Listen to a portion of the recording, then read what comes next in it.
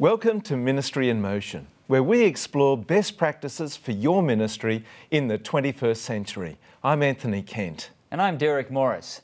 Our topic today is a crucial one for pastors. Anthony, tell us the topic. Our topic, of course, is how to connect with the community, how a local church can build bridges with the local community. Derek, I think this is one of the most significant topics that we could even consider. You know, someone challenged me one day. They said, if your church closed down, would anybody in the community even notice? Yeah, it's a real point, isn't it? Yeah. So with our program, we're going to look at biblical foundations for this, how a church can connect, and what are some of the results that can happen when a church does connect. Sounds like it's going to be a very practical program today. Of course, and our guest is Ivan Williams, and Ivan Williams is the leader of pastors for the North American division. So a man of expertise and skill who we've previously had on Ministry in Motion, but we're delighted that he's coming to join us again. You know, in my past experience, just in recent years as a local church pastor, it's a wonderful journey when a church embraces its community and really pours the love of God into that community. Exactly, yes. Well, thanks, Derek.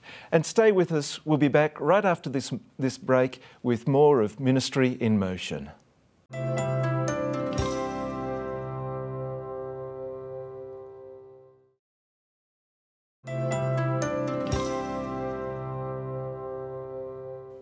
Welcome back to Ministry in Motion. Ivan Williams is our guest, and Ivan, welcome to the program.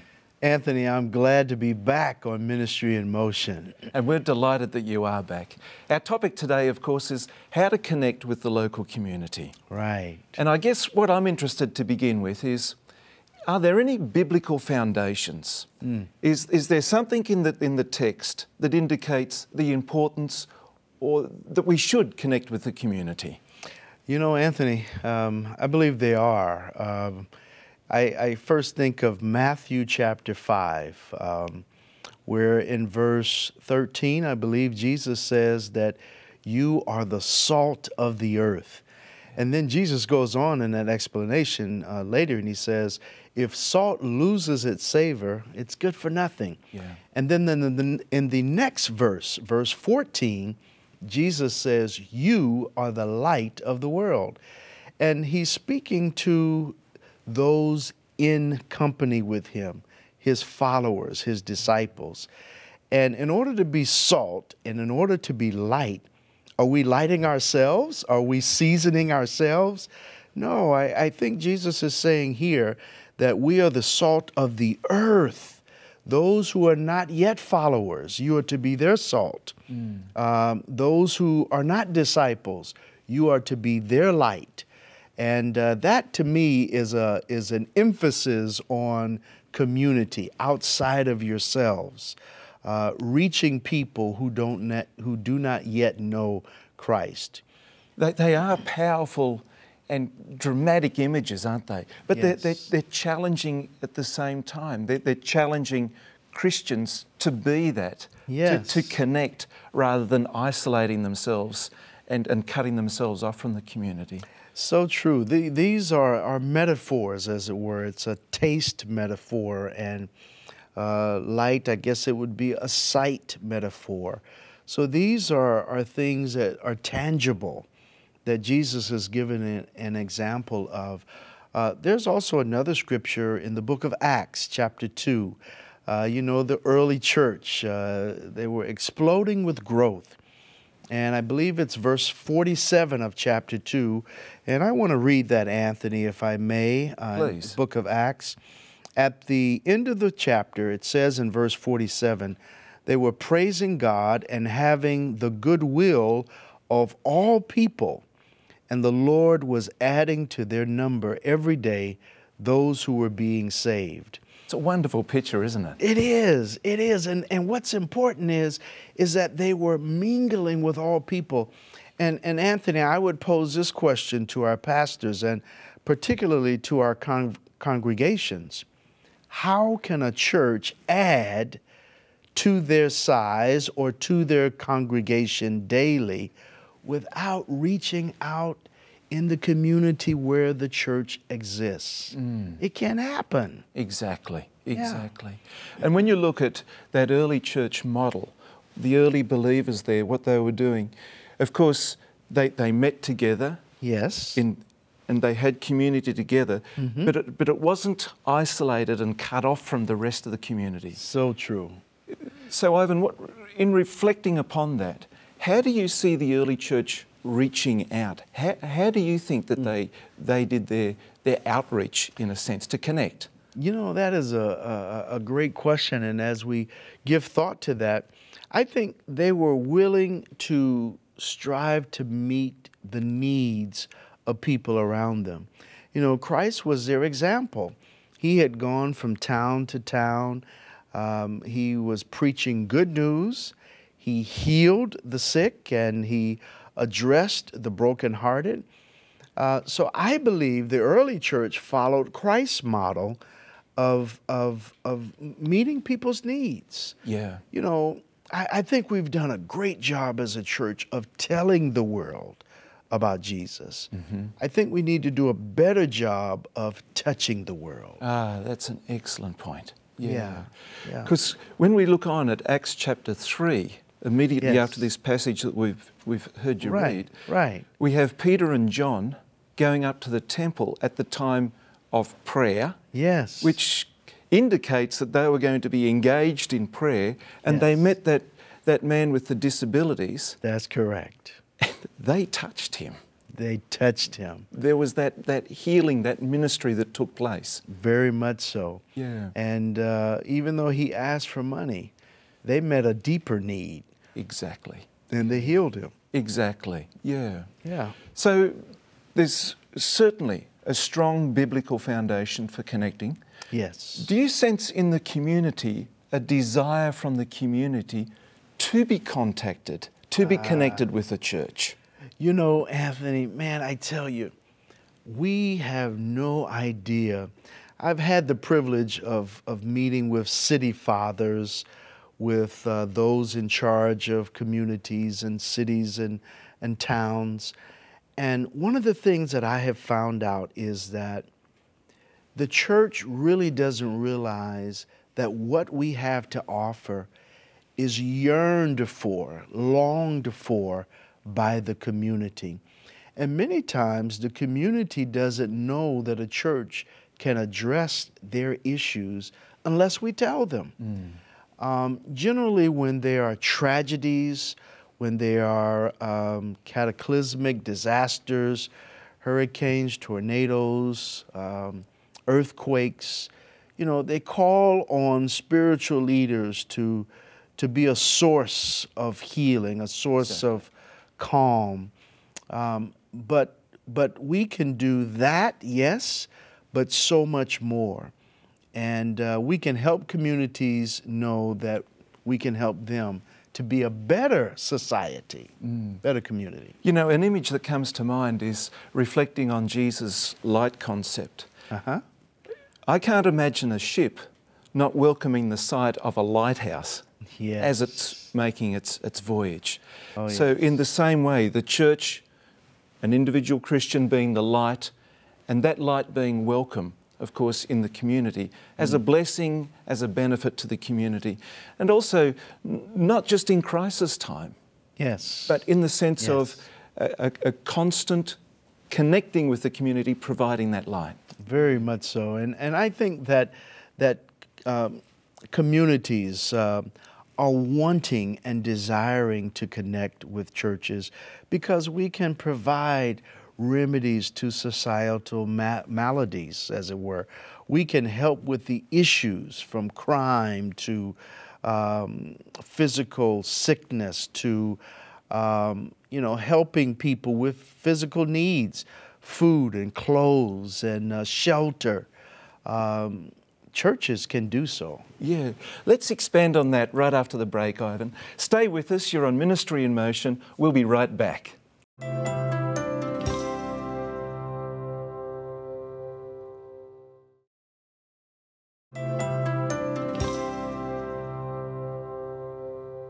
Welcome back to Ministry in Motion, where our guest is Ivan Williams, and we're discussing how a local church community can connect with its community. Yes. Ivan, it is a challenge.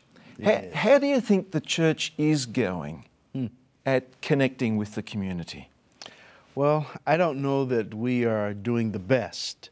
As I have stated, we've done a good job with telling the world, but we don't do a better job of touching the world. I believe when you touch people, when you meet them where they are, when you meet their needs, when you minister to them, then you can better communicate with them and tell them about Jesus. So I don't think we've done the best job. Okay. Do you sense that there's a reluctance on the part of the church to put themselves out there? If there is a reluctance, why do you think that might be the case? Oh, that's real, Anthony. You know, when you think about what Jesus says, being salt, salt has the mix, it mingles, it's used as a preservative, it's used in food as a seasoning. It's not alone. Salt by itself has no value, but we use it for purposes, and that's what Jesus desires of us as Christians. He wants to pour us out, sprinkle us out in the world to really make a difference. I have a friend who pastors in a heavily urban community, and there were some churches that were being graffitied by gang members, and some churches were not being graffitied. Okay. And so when the pastors met, they were saying, hey man, why was my church graffitied and yours wasn't? And come to find out, it was because some of those churches were addressing the needs of those gang members' family members. Wow. And so they decided, we're not going to bother this church because they are definitely helping us. They're touching us. They're touching us, yes. Yeah. Yes. So what are some of the nuts and bolts things that a local church can do to actually touch that community? Oh, man. I think first, Anthony, to introduce themselves and share what they are desiring to do. But I think even before you get to that state, you need to find out what are the needs in the community. Sometimes we're very arrogant in that, Anthony, we're in this community and we act as if we know all of the needs. And so we do things that we think we do well, and while we may have a great feeding program, that may not really be the need of that community. So I think first is finding out what the needs are in the community. Maybe through a survey, invite them to a meal where you ask them and talk about, you know, is crime a problem? Is learning another language an issue? Are children going to school? We need to find out what the problems are. Yeah. And the only way we can do that, Anthony, is by communicating and connecting. Yeah. You know, I'm reminded of Jesus when people were confronting him and there were challenges that he encountered in his ministry. Right. The remarkable thing that I observe about Jesus is that he moved towards those people. He did. He didn't move away from them. And I wonder if there's something that we can learn about through that example of connecting with community. Yeah, I think mingling is very important. And people know when you genuinely care. Yeah. And we really, as a church, need to better practice through our touch disinterested love, meaning my desire to help you has no strings attached. You're not looking for numbers to come into the church? That's correct. Yeah. I'm not doing this because I'm expecting something in return. Yeah. I believe people can see beyond those methods or practices that are not real. Of course, of course. Yeah. So, looking at this whole issue of connectedness, what would you offer to a pastor that was keen and eager to reach the community, but perhaps the church was a little lethargic in wanting to reach out. Perhaps the church has tried things in the past and hadn't been a happy journey. What would you suggest that pastor might like to try? You know, I think it's good to be a part of a community organization. And I don't know what that organization may be in a given pastor's community, but an organization where you can listen, an organization that you can be a part of the shared solution, and an organization that really is valued by your particular community. To say, yes, I want to be a part of this because you are helping humanity, you are serving the common good of the people, and I want to help in some way, or I would like my church to be a part of helping. I think that is key. Also, getting to know the leaders in your community, making appointments to visit the mayor, or to visit the chief, or to visit the person who is in charge of making decisions, and introducing yourself, letting them know that you are here and your role is to be a voice for Jesus, to be a light, to be salt, and you're willing to serve and help in any way. It sounds like you're describing a pastor that's getting into a cooperative venture, Yes. and by his or her own role and function casts the vision Yes. to the congregation and invites them to come on board with it. I think that is so true. That's just what I'm saying, Anthony. You know, again, when we look at Acts 2:47, they added to the church daily. Every day, someone joined the church of the Lord. They had to mix, they had to mingle, they had to connect, they had to care, they had to serve in order for that to happen. They had to preach as well. Of course, of course. And they had the essential foundation that had been laid by Jesus in that community as well. Yes. Which was very significant. Yes. Thanks so much, Ivan. We're not through yet. Okay. Join us. Keep with us. Ministry in Motion. We'll be right back.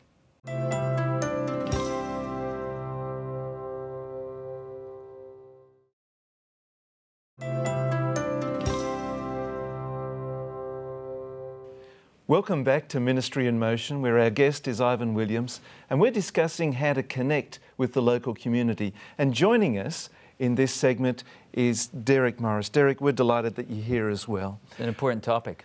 Yes. Ivan, we want to pursue a little more the nuts and bolts, how a church can connect in the real world with its community. Do you have any examples that you know of where a local church really made that connection?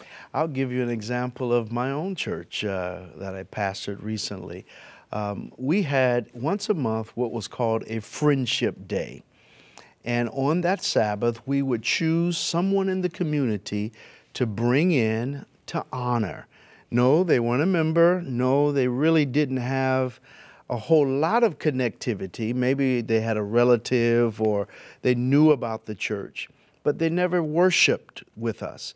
And so we would invite them in once a month and honor a different person. It would be a fireman. It would be a mother who was a foster mother for 6 or 7 children. And just to let them know we appreciated them and we're here in support of what they're doing in the community. Also, I have a friend who hosts block parties. Basically, he gets out a big grill and he barbecues. And people from all over the community come and they meet the church, they share. And what they do that for is they use it as a bridge or a connecting event, because at the block party, they will share about a future event that the church would have. So is the grill at the church itself, or is it in an alternative venue? It's a mobile grill. Okay. They actually put it in a truck and they take it out Is that what you meant? The Yeah. barbecue grill? And the truck is badged in some way, identified, or is it just a regular truck? It's a regular truck. Okay. And they had previously told the community they were going to have this event, and but just no strings attached. We're one of your local churches. We want to get to know you. We want to feed you and just have fun. Yeah. You know, I want to affirm a comment that you made earlier, Ivan, about seeing what the needs are in the community. Yes. I had the privilege of being connected with a church in Orlando, and they noticed that there were quite a number of working people who had no health insurance. So they weren't just idle, they were working, but no health insurance. And so they started a free medical clinic for the working uninsured. Wonderful. And people would line up two hours before the door opened. But that's not going to help everyone, but it seems to me that sends a message even to the people who have health insurance. Yes. That this community of Christians really cares about the people in their city. Exactly. And I'd love to share an example as well. In the country of the Solomon Islands in the Pacific, their capital city, Honiara, there was a day designated where all the members of the church, and there's quite a few thousand, went out into the streets of Honiara, and they did a massive cleanup of the whole city. Picked up litter, raked leaves. It was a total beautification program, and it made a remarkable impact on the city. Yes. Made everyone feel good about the city, and it was appreciated. You know, I had a friend just come back from South America, and he was working with a group of young people. Several thousand young people would converge on a single city and just find things that needed to be done. Wow. A school that needed to be painted, things that needed to be repaired. And people would ask, why are you doing this? And they would say, we're just coming because we love God, we love you, we want to serve this community. That opens so many doors. You know, I'm reminded of RAK, R-A-K, Random Acts of Kindness. And you mentioned the word of using young people. Sometimes we don't tap into their energy as a congregation. And as a pastor, give them an assignment. That's right. Keep them busy serving. And young people who serve tend to not only be faithful to the Lord in church in their journey of life, but they are excited that adults give them trust enough. Empower them. Empower them. That's right. That's right. Yeah. To do something outside of the walls of the congregation. And actually, when you think about it, why would a young person want to stay with a community that is making no impact Yes. on their city? That's true. That's basically, the church could close down and no one would even notice. They want to be part of a community of faith that is extending the love of God, the healing ministry of God to the community. And typically our young people, they have energy and they're looking for a mission. They are. And of course, if we can in some way facilitate the finding of that mission. You know, it's can we be real? Absolutely. Please. The time is over for churches to be country clubs. Yeah. You know, we are here to truly be the salt and the light. That's right. To make a difference in the place where we have been given an assignment to serve. Our goal is to tell people we have a better way of life. We want to introduce you to someone who will just radically, you like that word, change your life. It's true. Yeah. And to demonstrate by the way that we love the community and connect with the community that our lives have been radically changed from a selfish, self-serving That's it. lifestyle to a serving, self-sacrificing lifestyle. You know, what you seem to be describing here is an attribute of conversion. Ooh, yes. You know, when we look in the New Testament, the Peter of the Gospels is a long way different to the Peter of the New Testament. Yes. And Luke talks about, in his record of the Gospel, when you are converted, turn and strengthen your brothers, which is, of course, reaching out to the community. That is so true. Well, Ivan, we're delighted that you've been on Ministry in Motion and that we could go on and on with this. I love it. we could. It's been a great time. And Derek, thanks so much as well. We'd like to invite you to join us for our next program, Ministry in Motion, but in between that time, you're welcome to visit our website, ministryinmotion.tv. On there is an array of resources that you can access at no charge. They're available to pastors, elders, congregational leaders. As well as that, we'd really appreciate your feedback. If there are some topics that you feel as though we should address, or something that you'd like to share with us, please send us an email. You can do that with this address, feedback@ministryinmotion.tv. That's feedback@ministryinmotion.tv. Well, thanks once again, Ivan, for being our guest. Thank you. And thank you for joining us as our guest this week as well. Until next time, may God bless you and your ministry.